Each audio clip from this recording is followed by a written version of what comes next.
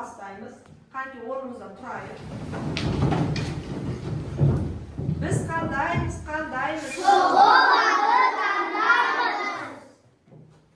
Bir-birimizni qo'llaymiz. Fikrimiz qatelashuvga qo'ymaymiz. Avvalo kezish edi. Sinfda majlisda o'qish bor. Ba'zilari tugel. Uyga qanday taqsimlar berildi? Жарайсыздар балалар. Балалар, сендердің алдыларында мынадай смайликтер берілді. Осындай смайликтер арқылы сендер өз-өздеріңді бағалайсыңдар балалар. Жасыл түсті смайликті көтерсеңдер барлығы есептерің дұрыс болып есептелінеді. Бір есептерің қате болса сары түсті көтеріңдер. Барлығы қате болатын болса қызыл түсті смайликті көтереміз балалар. Тағы да балалар, сендер сабаққа жақсы қатысып, тапсырмалар дұрыс орындап отырсаңдар, сендерді қазақтың ұлттық ойыны асықпенен бағалап отырамын. Жарайсыздар балалар. Енді бүгінгі біздің қанки балалар? Үй жұмысын тексеріп алайықшы. Үй жұмысын тексеріп аламыз. Есептерін қалай? Дұрыс болса, тақтада көрініп тұр балалар, есептер. Қанкет балалар. Өз-өзімізді бағалаймыз. Дұрыста балалар, қанкет барлықтарыңдікі дұрыс екен балалар, жарайсыңдар. Үй жұмысын дұрыс орындап келіпсіңдер. Тамаша отыра қойыңдар. Болды. Ал бүгінгі біздің жаңа тақырыбымыз санды бірнеше бірлікке арттыруға және кемітуге берілген есептер. Сабақтың бүгінгі мақсаты бір амалмен шығарылатын есептерді модельдеу және шығаруды үйрену. Сабақтың құндылығы мемлекеттік тілді білу. Автодайық сөзі отанды сүю отбасынан басталады. Ал балалар, оқулыққа қараймыз. Оқулықтағы бірінші тапсырмаға қараймыз. Бірінші тапсырмада не дейді? Мына жердегі сандарды 3-ке арттыру және 8-ге кеміту дейді. Ал балалар, бірінші тапсырмадағы тапсырмаларды орындайық. Мына батырға көмектесейік.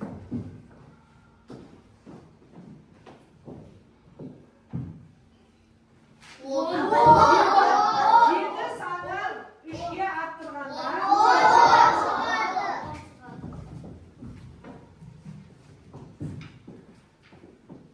26 санын 3-ке арттырғанда біреу-біреу тұрып айтамыз балалар орнымыздан.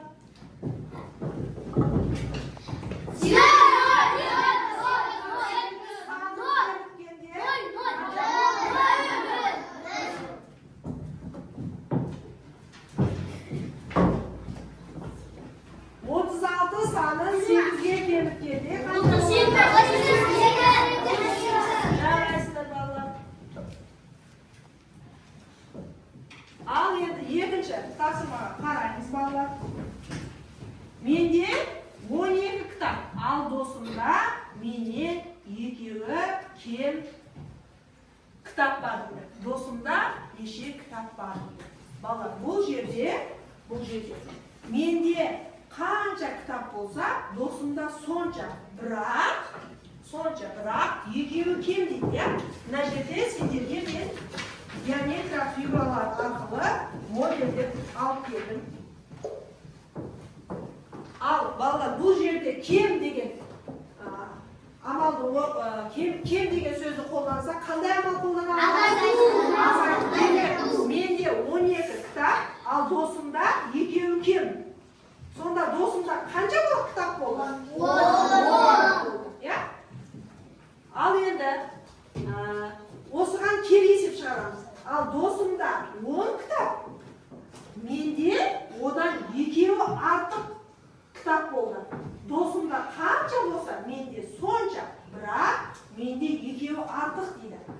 Сонда менде неше кітап болды? 12. Қандай амал қолданды? Қосу амалы қолданды. Модельдеу дегеніміз не екен балалар? Геометриялық фигураларды пайдалана отырып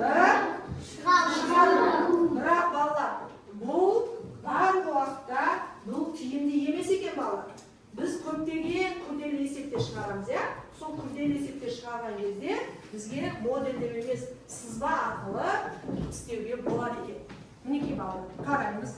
Мысалы, менде 12 кітап, ал досымда 2 кітап кем. Ya? Demek dosumda неше кітап болды? 10 кітап болды. Ал енді дәл осы кері есеп. Досымда 10 кітап. Ya? Ал менде досыма қарағанда екеуі артық. Ya? Сонда менде неше кітап болды? 12 кітап болды. Ya? Жарайсыздар. Кем деген сөзді қолданған кезде ал артық жарайсыздар балалар. Ал енді балалар сендердің алдарына жұптық жұмыс жасаймыз, топпен жұмыс жасаймыз. Қанги балалар топтасып бірігіп тапсырмаларды орындаймыз. Топтасамыз.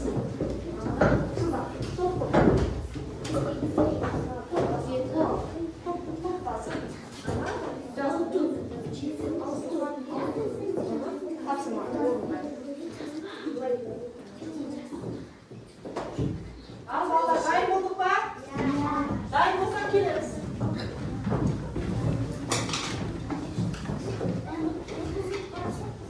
Sağ ol. Şurada.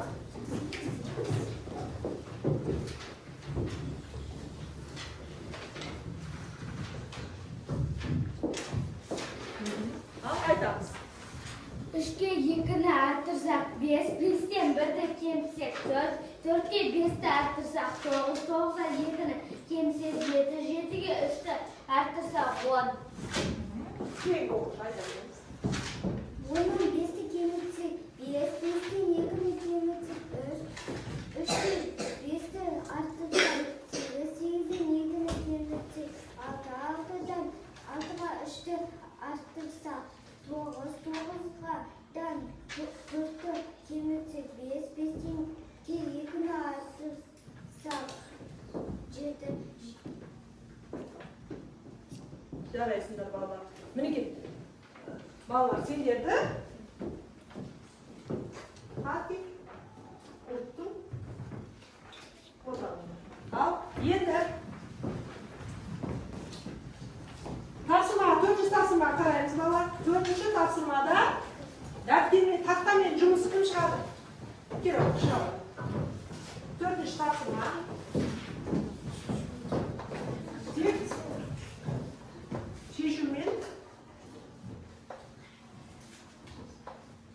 şişimin cevabını yazsam. Bu oluyor. Әсеттің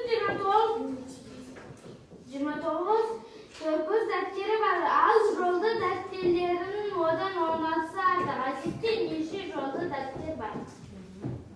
Al, eseftin şişimin cevabını yazamız.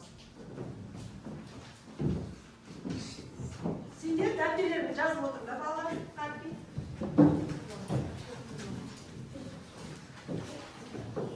Dәптерlerini жазып аламыз балалар.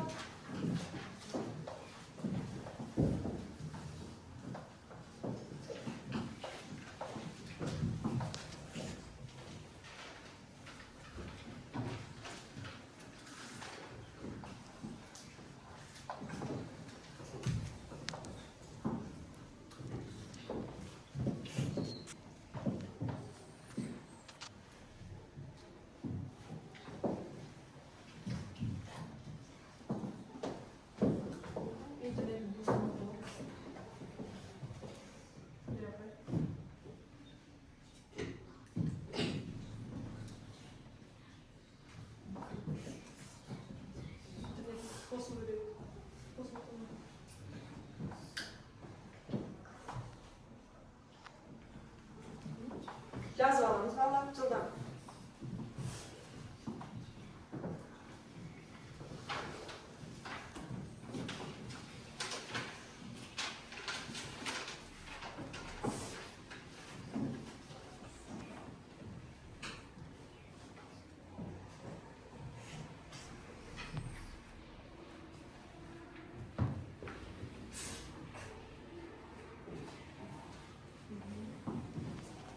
Demek aytib beremiz, ya. Aytamiz.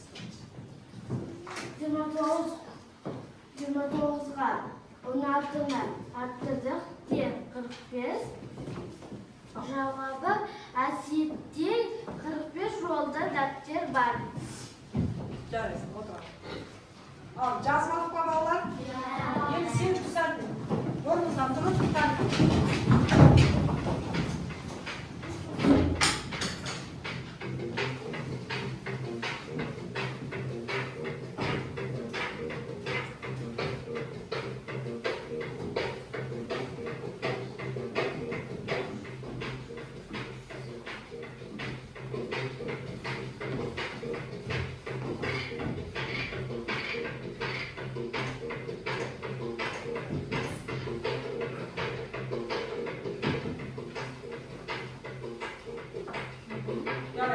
Правильно.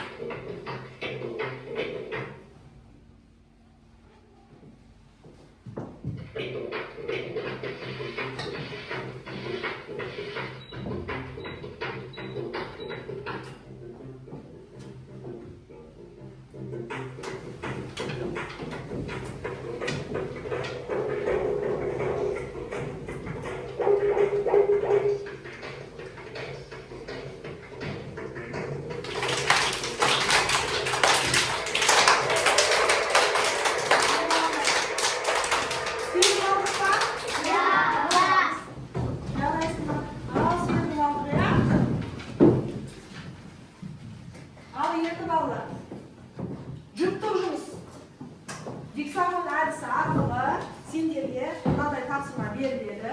Сендер азайтуға, арттыруға, азайтуға, қосуға берілген тапсырмаларды орындайсыңдар. Шарки, дайын болса, айта береміз балалар.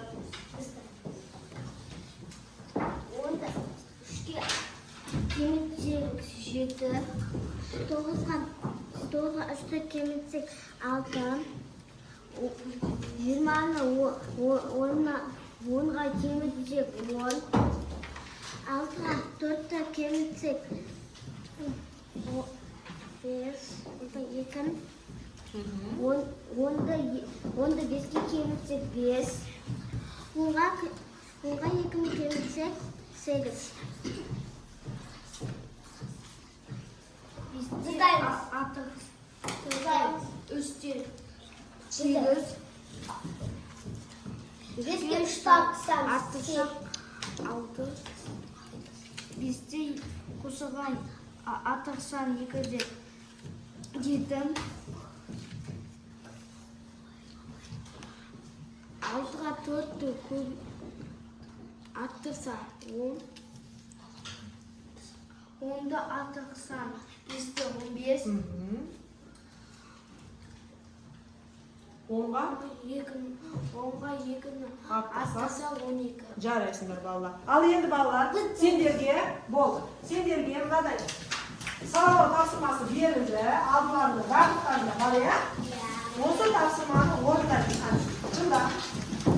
Ал балалар, тапсырманы. Сендерді бір бағалап қойайыншы, балалар. Қанды?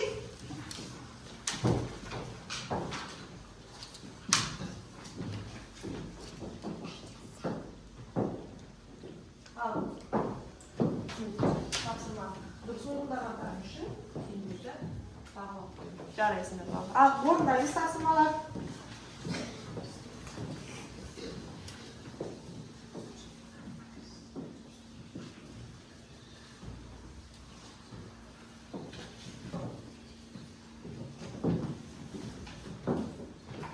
Ең соңында балалар. Тапсырманы дұрыс орындап болғаннан кейін сендерді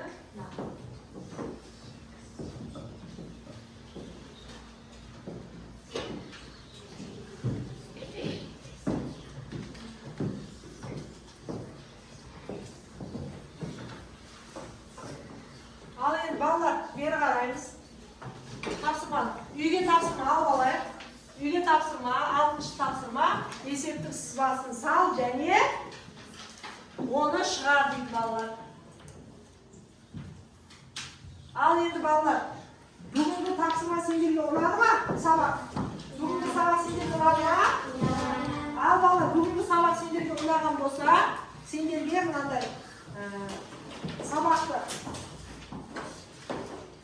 дұрыс түсінген болсаңдар, жасыл түсті енді түсініп келе жатқан болсаңдар, түсінбесеңдер қызыл түсті, енді түсініп келе жатсаңдар, сары түске әкеліп орналастырасыңдар, қанекей балалар.